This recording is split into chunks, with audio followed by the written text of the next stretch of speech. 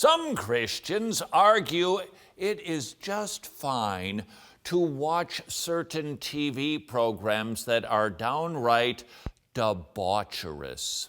Game of Thrones, it's all the rage. It's entering into its final season, boo and who.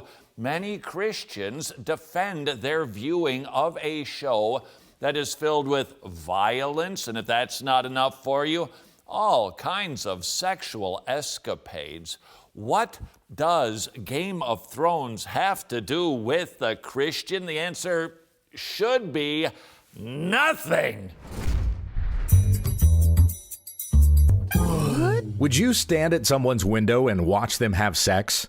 Whoa, pretty shocking question, right? That probably took you by surprise. Yet it didn't bother you last night when you were watching Game of Thrones or anything else with a gratuitous sex scene. Watching that is the same as if you were to pay someone to let you stand at their window and watch them have sex.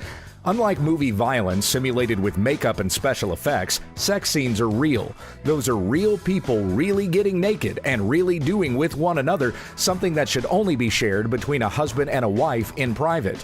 Would you want to watch your spouse acting out those scenes with someone else? Would you watch your son or daughter? Yet those persons in those scenes are someone's children. They might even be married, and you're part of their adultery. You are a participant in what they are doing when you watch it. Just asking, is it possible in the 21st century you and I are the frog in the boiling water? Is it possible, because we have been exposed to so many people on big screens that expose themselves, we've become a little bit dull to what it is that we ingest into our eyes and then into our brains? The philosophical fathers gave theater a big thumbs down, and they were pagans. Plato, Aristotle, they decried the theater. This does not elevate. This does not give one noble thoughts. We should reject the theater in total. Those were the pagans. The early church fathers, they echoed the same sentiment. Bad theology, blasphemies, violence, debauchery. What does the theater have to do with the Christian, they asked? Nothing.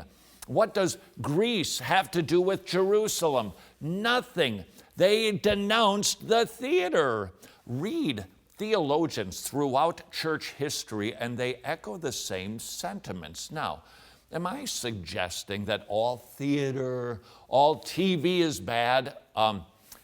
Clearly not, because, well, we're on it right now. It can be used to build up, to educate. It can even be used to amuse, but we need to be careful that our standards haven't devolved since the time of the early church fathers, and that our standards have become so low, we actually consume things that are absolutely verboten.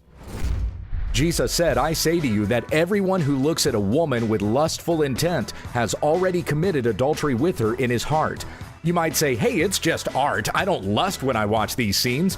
Well, then you're a carrot. You're certainly not a warm-blooded human being. Exactly how much porn would you have to see before you're disgusted by it? Don't watch this garbage. Jesus said, if your right eye causes you to sin, tear it out and throw it away, for it is better that you lose one of your members than your whole body be thrown into hell. Repent of your sin before Christ, and you will be forgiven. Whatever is honorable, whatever is pure, find joy in these things when we understand the text. Be careful, little eyes, what you see. To motivate you, some cliches. Would you drink a cup of water if it only had a drop of poison in it? No, it contaminates the whole glass. Exactly. You can watch something that is artful, but if it contains sinful images, you gotta throw out the whole mess.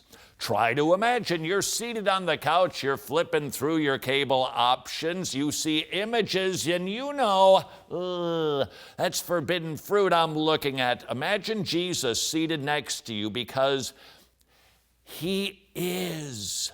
Perhaps it's time for us to consider what we consume. Yes, media can be used for positive things. Yes, it can be used to instruct and to edify. and even to entertain in a wholesome kind of way. But if your media consumption is filled with filth, Christian, it is time to pluck out your eye. Or perhaps less extreme, cancel your cable. Making professional videos is neither inexpensive nor easy, which is why